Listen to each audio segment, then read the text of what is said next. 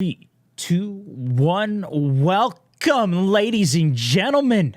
My name is StoneMountain64, and this is the Fireside podcast coming at you January 28th. How it's already the end of January, I have no idea. I was a little bit late with this one. Typically, we record these on Fridays with the supporters, but Anthem was out, which we're going to be talking about that. PUBG had a big update. A lot of really cool stuff happened in the last 10 days, which is awesome. Speaking of which, one of the cool things is that the podcast is now up on some of the more traditional platforms that you guys are familiar with, like iTunes, Spotify. I'm also putting it on my second channel on YouTube. That one's still catching up a little bit, and hoping for February we get it a little bit more on pace with everything. That being said, there is still going to be a slightly early access for it, and of course, it's being recorded live with my supporters. It's kind of started as a thank you for them, and we'll see how it goes from here, but so far, the response has been awesome for it. I've been getting a lot of tweets, messages, the reviews on it have all been great. I love to hear it, guys. And you know what's actually kind of funny? Side note, I was looking back at some old videos and streams. I tweet about this, but I can't believe it's so weird how long I've been creating content online. Like, I was looking back at content from 4 years ago, and I was happy. I'm happy with how it turned out. Like, I was actually like, wow, I was doing pretty good. I was looking at some of my hardline content, and I used to do something called The View from the Mountain, where I would talk more like this, and actually did something similar. Forgot about it completely. Anyways, that was kind of fun going back down memory lane a little bit. It's crazy how long I've been doing all this, creating content online, gaming content and whatnot. And this is fun. It's kind of fun actually making a more dedicated podcast about this and seeing where it takes me. The other cool thing is that we got the logo updated. It is now officially out, and I'll hopefully make a little transition or maybe something cool for the intro of this. I know most of you guys are listening to it, so you know, the video's not as important, but I still want to keep it spicy for those of you guys that do watch. And it's a dope logo. I like it. You guys at least see it for the, what goes up. So we finalized that. That's all good. And also the other little update thing is that later this week, I'm actually potentially going to be out. Something super exciting is going to be going down. So I'm going to do a little bit of travel. It's looking good. It's not 100%. If not, I'm going to be streaming. We'll be here. It's still going to be exciting, but it's looking good. And, I'm hyped about it. And the games that I play and what I'm hyped about, like this is kind of ties in well. So I'm pretty excited. And I can't say anything about it, but hype, baby. Anyways, let's get into some of what happened last week, because I know it's been a long time, guys. Anthem. We keep talking about it. Well, it was finally here. That's why I didn't have the show on Friday. It's only in demo, and it was only a VIP demo that was playable. Chat, did any of you guys who are here, did any of you guys see or get to play any of it? Let me know. Did you like it, dislike it? Just general quick thoughts so I can read it while I'm still doing this. But kind of got my first impression with the game. And they also, actually, before I get to that, they also launched a little bit of news that I mentioned a little bit in that stream too, which is they said that they are including this launch bay, which is going to be like a social hub that they're adding to, which is, if you think like Destiny, like the major areas where Destiny was at. That's like, I think they said it was like 12 or 16 people could come together and you could kind of run around and just, do some emotes or whatever. It's just like a place, this is like a social space, because what was really interesting when I was actually playing it was that you're kind of in your own little world there. It didn't really feel even like a co-op until you went, genuinely into one of the expeditions or something. But when you're in your own little world, nobody else is there with you. You interact with the people. You have your one-on-one conversations with the AI and stuff. It's not really, it wasn't a full-fledged thing. A lot of people said, some people said loved it, even pre-ordered. Spent 6 hours, probably 3 counted towards advancement. You mean like downtime on it? Not my cup of tea. I feel like it's not going to be for everybody, right? This is a very in-depth game, especially I play a lot of battle royales. I know a lot of you guys are into that. PvP, no PvP. Someone said, I know it's very different. This is very much a different category of game. But overall seemed like a pretty decent response. Buggy, obviously, for sure. That was really the saddest part of this to me. Was, yeah, this is demo, this is a VIP early access, but this is also going to be your smallest category of people that are going to be playing this. They're launching this thing, and it's like, okay, we're just giving it to only the people that pre-ordered, only the people that are part of Origin Access. Just those guys, a small sliver of the audience is going to be playing this. And it was a disaster, dude. Whew. It was rough out there. It was rough out there on launch day. I don't know if you guys were there watching. I encountered a tremendous amount of problems with it. Not only the lag with everything, where I couldn't even connect to servers as you're loading in. It would crash you out. It was terrible. It was really terrible playing it for the first time. But on top of that, the performance really wasn't good. I had to turn it down to 1080p. I could only play in full screen. And at that point, I was getting a good 100 FPS. It was playing pretty smoothly. But on a system where I play most of my games in 1440p and still get 100 FPS, and I don't even have to be in full screen, which I hate having to do that, it was really frustrating to play. And what was really interesting, too, I saw a lot of people pointing this out, is that this wasn't a beta, although I did refer to it as that a few times. It's really, they're showcasing this as a demo. And when I think of demo, that's usually pretty polished, because this is just a piece of the game. Anyways, it was a bit disappointing to start. I did end up playing it the day after off stream, and I played it a little bit yesterday as well off stream, just to see how the performance was, and it was better for me. I did have a better experience after that, so I think they did stabilize it, but I think part of that too is probably people just gave up trying to play it. Now, this was also my experience on PC, and I watched some content from some Xbox videos just to get their impressions and see what people thought about it. I didn't see anything in particular about PlayStation, but I did hear that, I mean, I was hearing things that people were saying they weren't getting more than 20 FPS on the game, which is a bit sad, and I don't know if that's like I said, because of that initial push, and then they fixed it, and maybe it's better now. But, of course, now it's closed, so we'll see what happens. I think next weekend, the next weekend, February 1st, is going to be a free weekend where everybody can play. That's what's got me more nervous. Like, you know how many people pre-order the game. You know how many people are on Origin and EA Access. You have an idea of how many people are going to play. They have no idea how many people are going to be playing this weekend, I would imagine, because it's going to be available for everybody to try out, plus all the people that couldn't play it this weekend because of the lag and whatever are going to be trying again. Ooh, it's going to be interesting times, to say the least, with this thing. So, you know, it's a bit nerve-wracking, but we'll see. I think I might try it again next weekend, just maybe off stream, see how it goes. But I did get to let's talk a little bit about the actual gameplay now. I was originally anticipated to, I was expecting I would like the Interceptor, which I'm going to put some gameplay up here for. I actually uploaded a gameplay to my second channel, StoneMountain Plays, on YouTube, with just the final stronghold in this thing. And I had a lot of people in the comments saying that it was I was not playing this right, and they were right. I was not. I was playing the Interceptor, which is a melee class, and that's what I like. I was excited to play it. It was like very quick movements.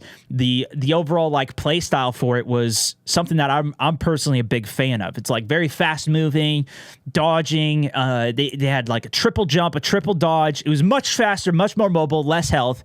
And it was really meant to be melee focused, but God, dude, the melee was... I did not like the melee in this game at all. Like, some of it was okay. I used it more like a traditional shooter type of melee, where you just kind of throw in a melee if you get close range. It can kind of be an assist. This class was really just designed to be like smash people's... Zoom in, get in people's faces, smash them, and then get out when you need to heal. But God, it was really boring. The melee aspect of it was just one button smash. It was literally one button. There was no... at least I didn't figure it out, and there was no explanation for it. So I didn't see any combos. There's no abilities to block. Like, you kind of can dodge around them and try and get the sweet spot for it. And then the super ability was literally just to land on the ground and keep smashing one button as you just smash head first. There wasn't really cool sound effects with it. At least it didn't feel very good. Like, I felt really disappointed by the Interceptor overall as like a class. So I was mostly just shooting the guns, which I should have been playing the Ranger class for, which was the other one that I played. And actually, after playing the Interceptor and going back to the Ranger, I like the Ranger way better. That's kind of more your traditional shooter class. It's like more gun focused, rockets, grenades.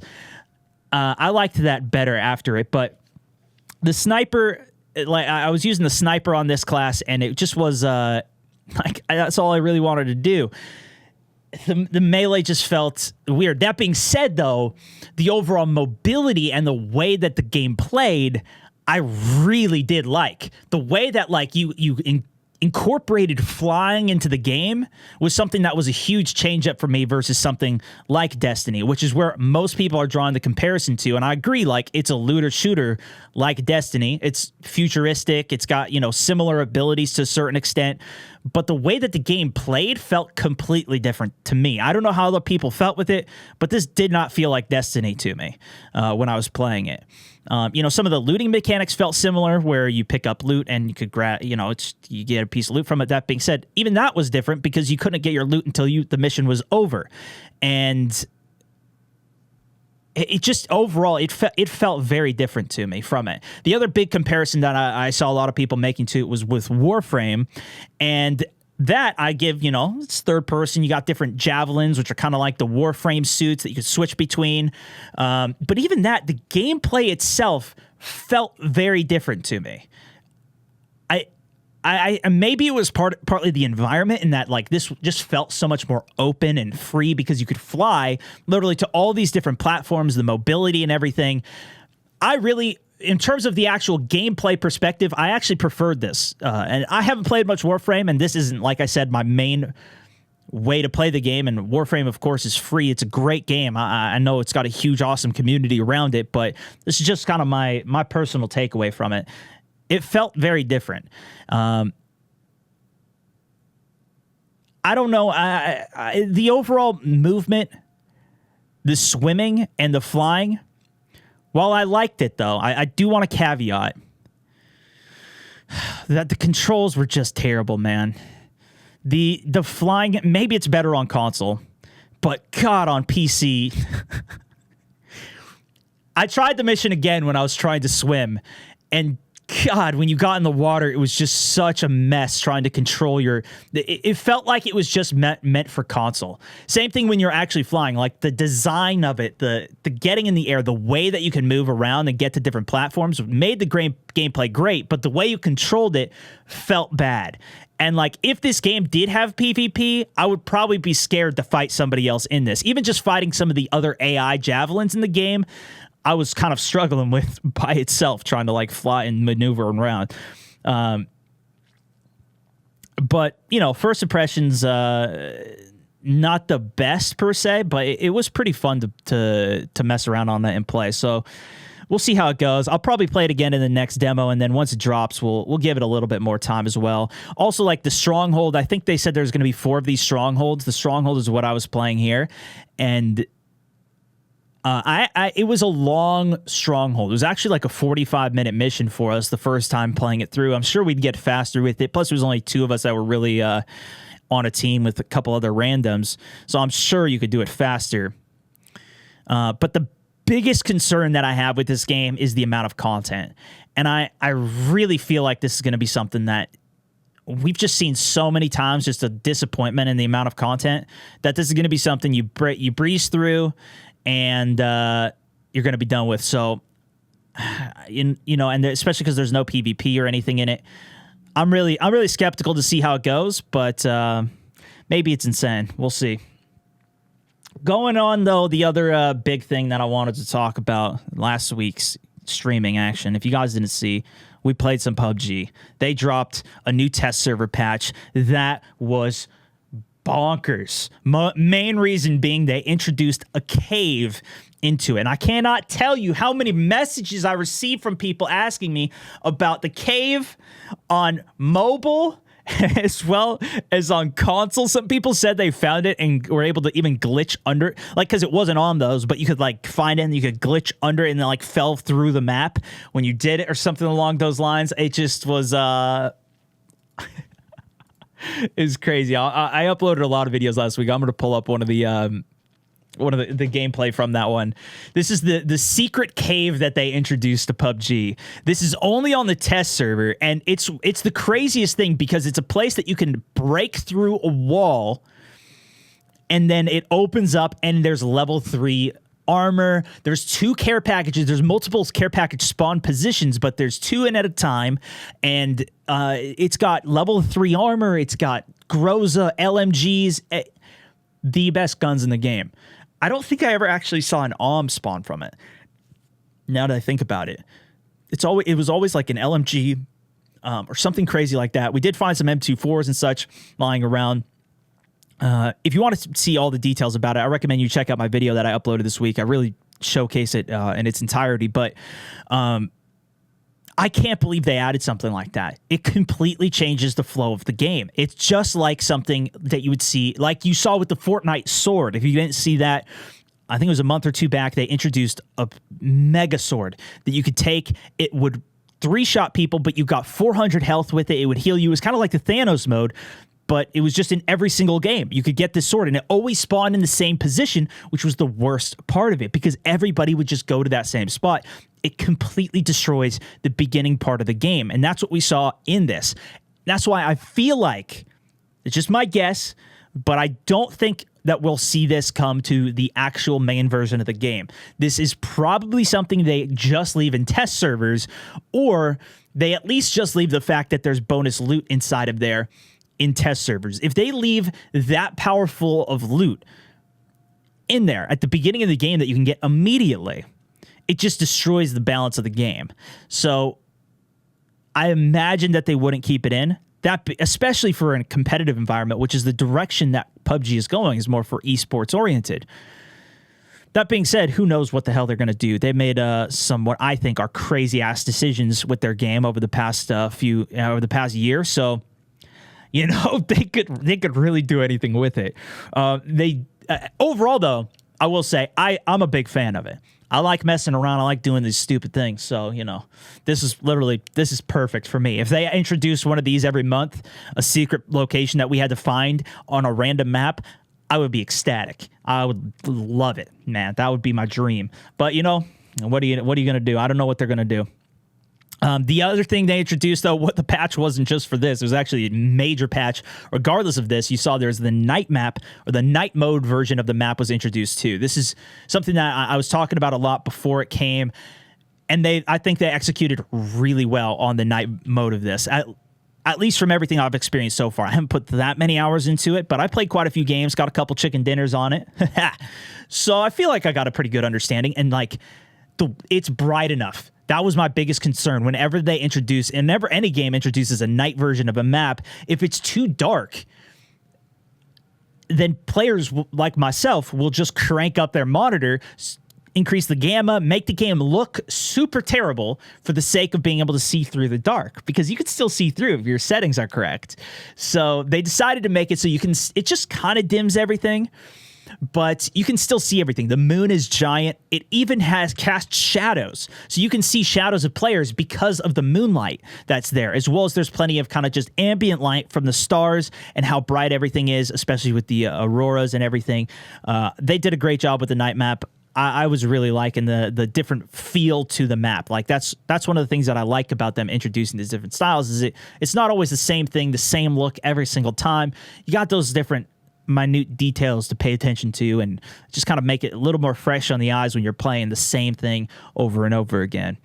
The big new gun that they introduced was the Bison, which was an SMG that shoots 9mm rounds. Felt extremely good. It felt like a Tommy gun that was a little better because you could put the compensator on it, as well as an optic, which is the biggest thing for my terrible damn ass accuracy. You can actually properly see while you're trying to spray.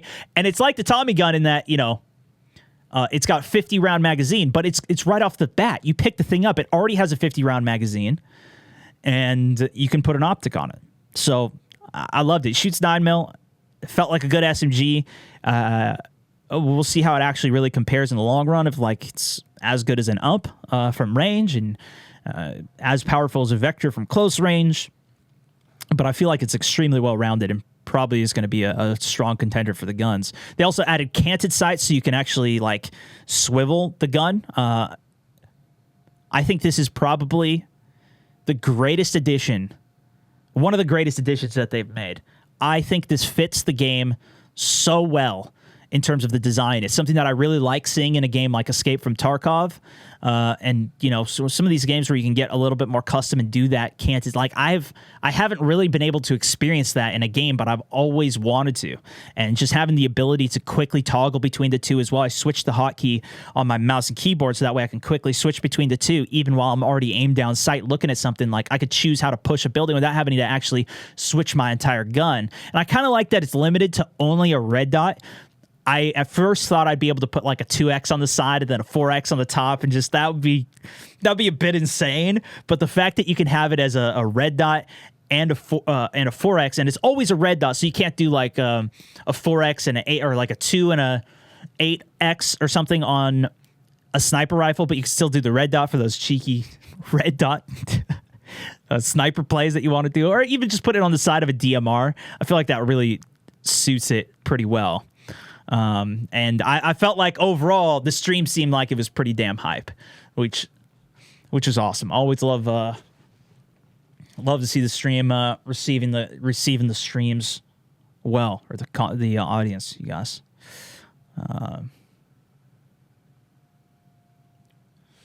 Just reading the chat a little bit here. It's only on PC test server, correct? Yeah, so it is going to be coming, I believe, to, you know, all these updates will be coming to the regular ones, but I'm not sure if the cave will be coming. Personally, I'm just not convinced.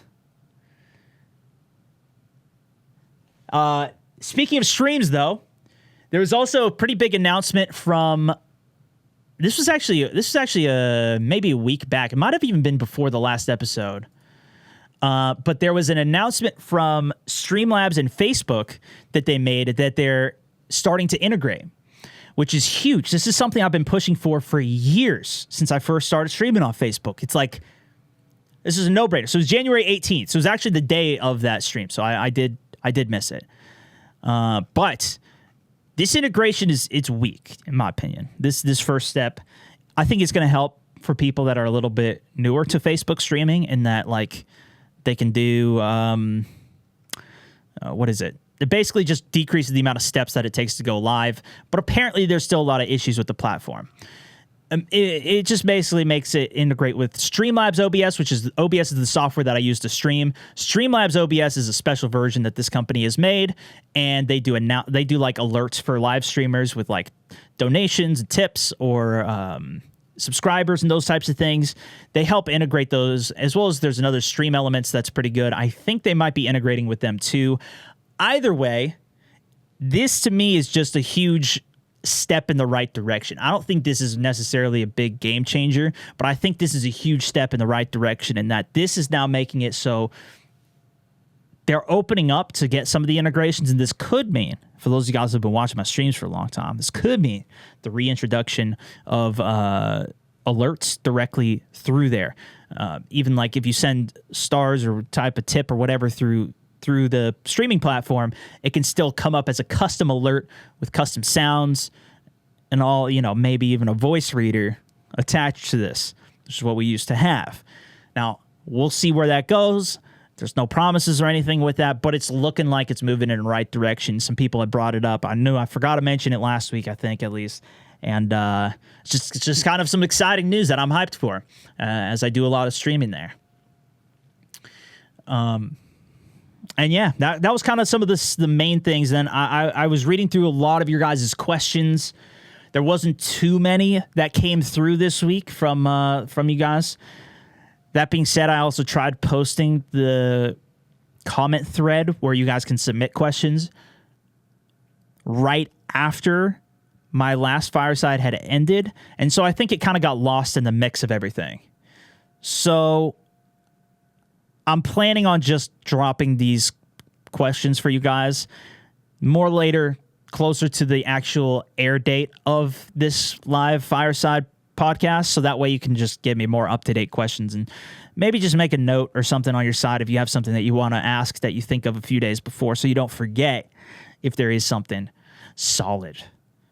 All right. First question here was from Charlie L. He said, Radical Heights has some I was talking about Radical Heights, I think in the last episode. He said, Radical Heights had random closing zones not just circles, but like there's split zones, like zigzag. It could be crazy. What did I think of that? As well as, do I think more battle royales should implement something like it? Thought it was an interesting question because most of the battle royales that we've played have been circles. And it's crazy that so few games have actually tried to innovate on that. PUBG, I didn't actually play Arma, but H1Z1 was after Arma. That was a circle gas. PUBG, I believe at least. I didn't actually play it, so I'm not 100% sure, but it was something like that. PUBG, obviously circle. Fortnite, circle. A lot of them have been circles. That being said, Ring of Elysium wasn't a circle. We've streamed quite a bit of that semi-recently, and that one was actually closer to Radical Heights. If you guys never saw Radical, it was like an 80s game, battle royale. It's just basically like a... It doesn't even matter. The game's deleted from history. But they had something that was pretty cool where it was basically just a grid of squares, and certain squares would eliminate themselves, and it could be in like almost any pattern with like sometimes only like a very narrow gap bridging these areas, or maybe just a straight up long last line across the map. That's where the safe zone was that you had to work your way towards.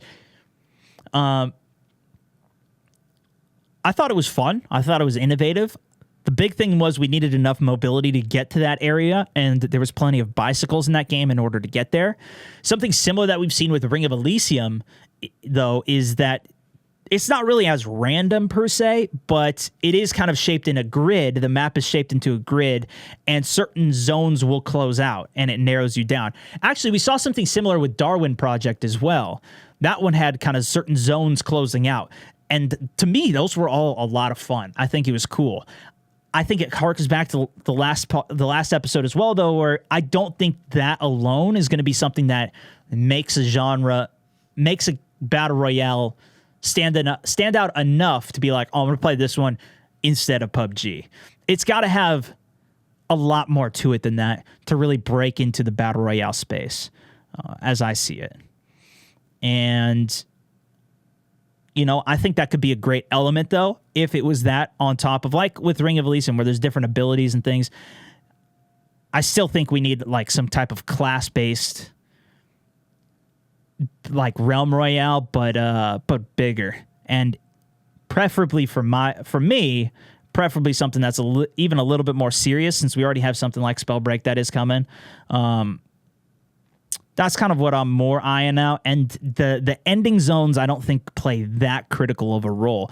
But it does make it a little bit more fresh, for sure, rather than just following the circle. Or like Blackout is also a circle.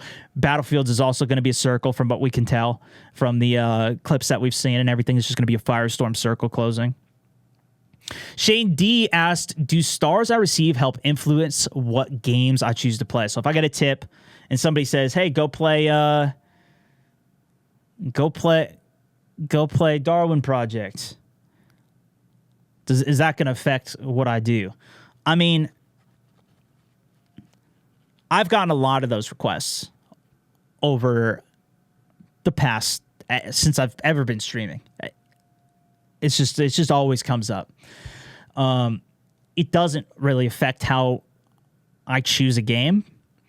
And if somebody like tells me to switch games, it's doesn't affect me at all. You know, I'm very much focused on whatever content I'm actually there trying to deliver, not trying, you know, it's more frustrating than anything if somebody says, hey, go play this other game while I'm playing something else, because then it's like, okay, well, obviously you don't like what I'm actually doing here, but it's like, just come back another day.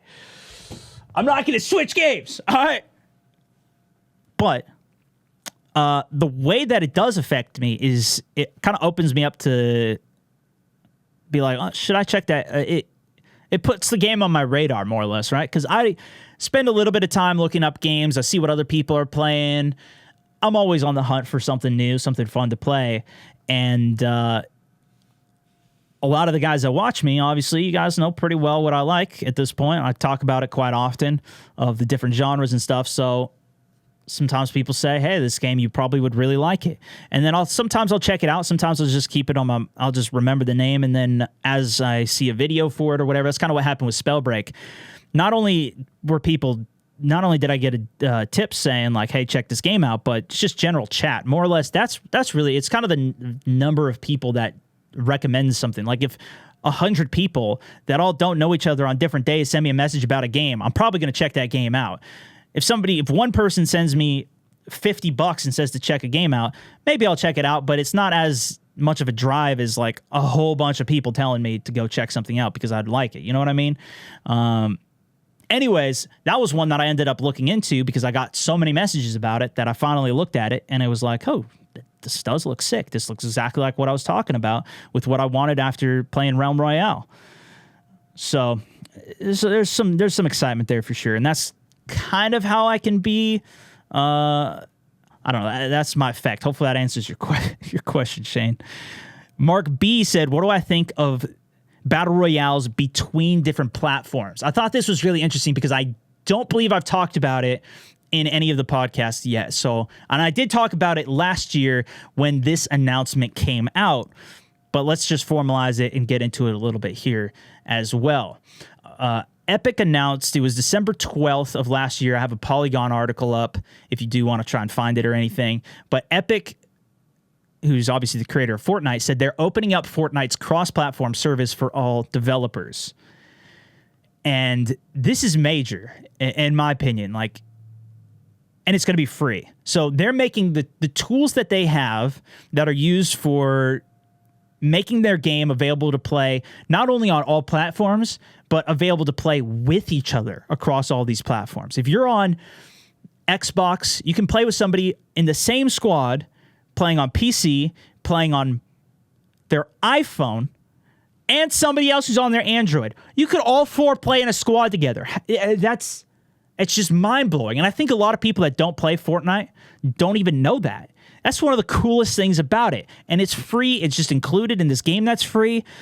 Well, Epic is actually going to be opening that up. They said, let me find it exactly here. This is going to be free for all developers and will be open to all engines, all platforms, and all stores. Just imagine that. This is going to be coming out and available for people in what I read. I don't remember if it was here or if it was somewhere else. Here we go. Epic outlined how and when those features will roll out to other developers. Cross-platform login, friends, presence, profile, and entitlements coming in Q2, Q3, 2019 to PC. So a few more months and the ability to the cross-platform login, friends, and those things will be integrated. I assume that means... No, okay, so it looks like... All right, we'll do one at a time here.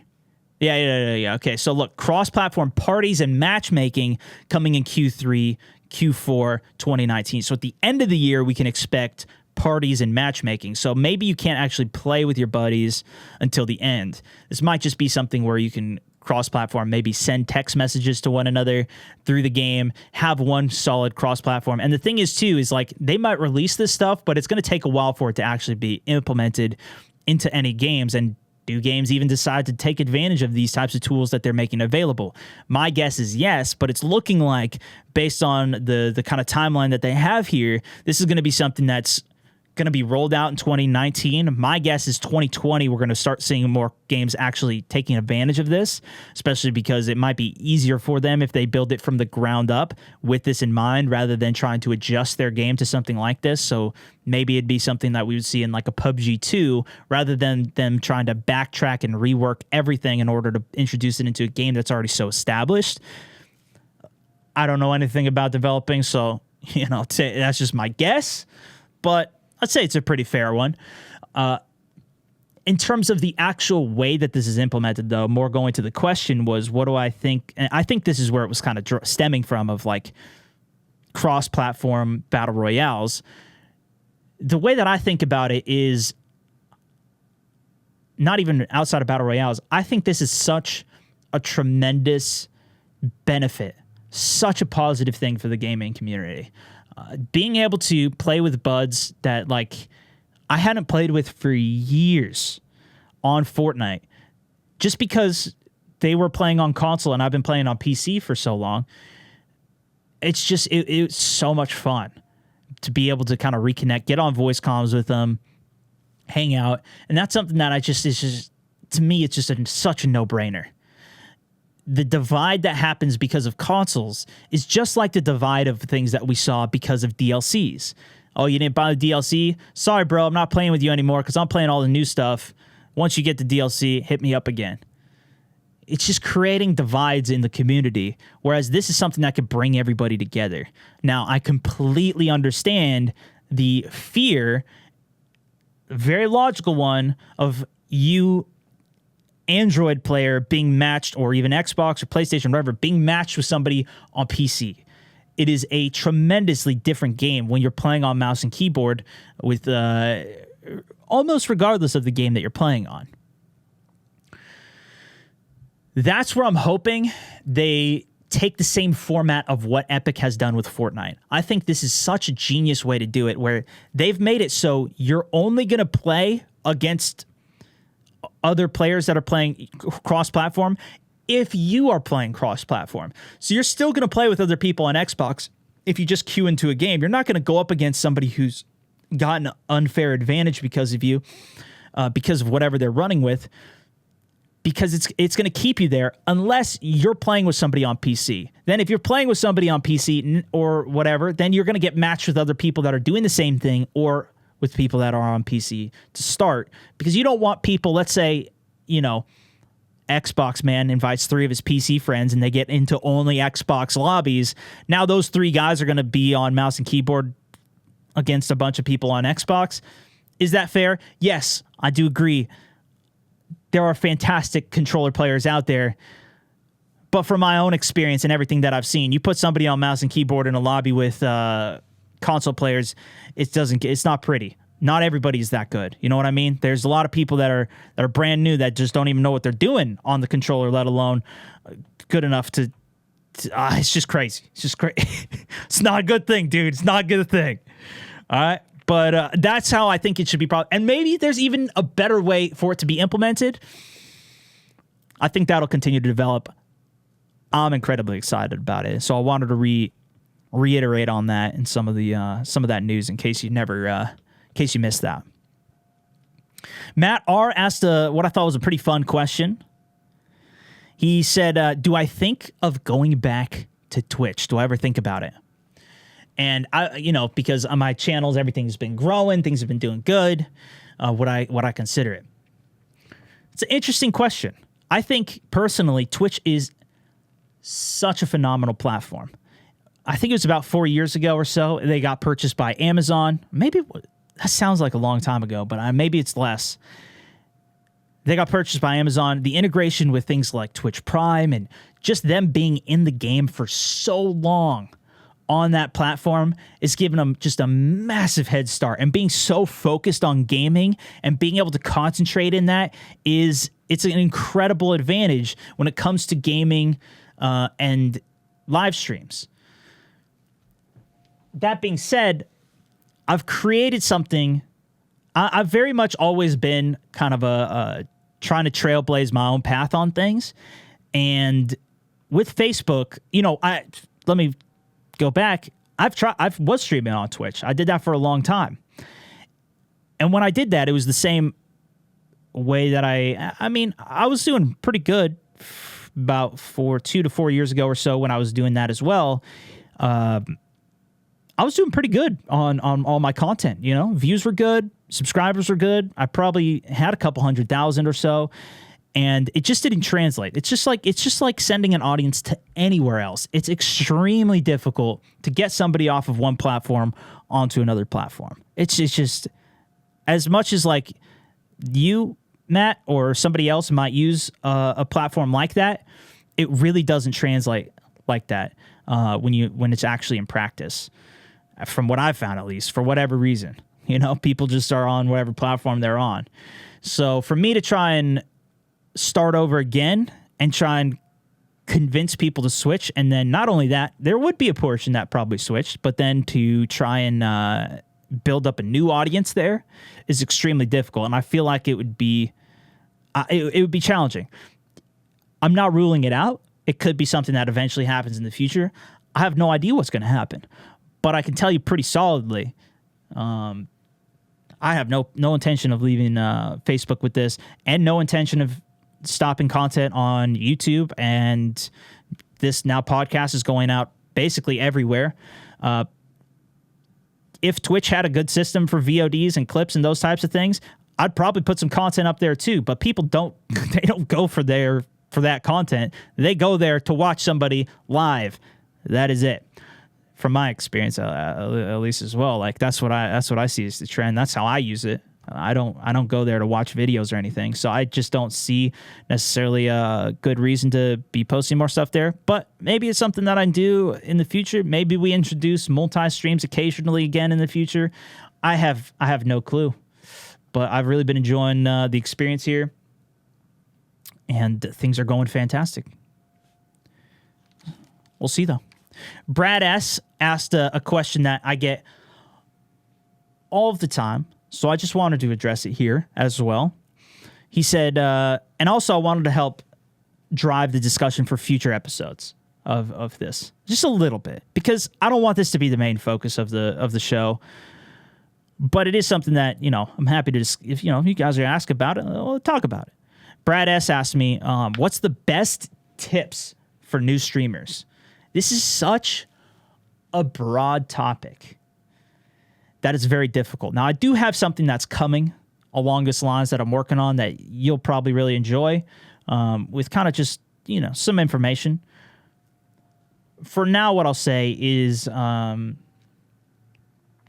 think one of the biggest things to do is figure out why you're streaming and where you're at with it, because it's just such a dependent question of like where you're at, what you're doing, what you're trying to do. So it's just going to be a hobby. Then the tips is go watch YouTube videos and figure out how to make it as fun as possible for you and your friends to watch the stream.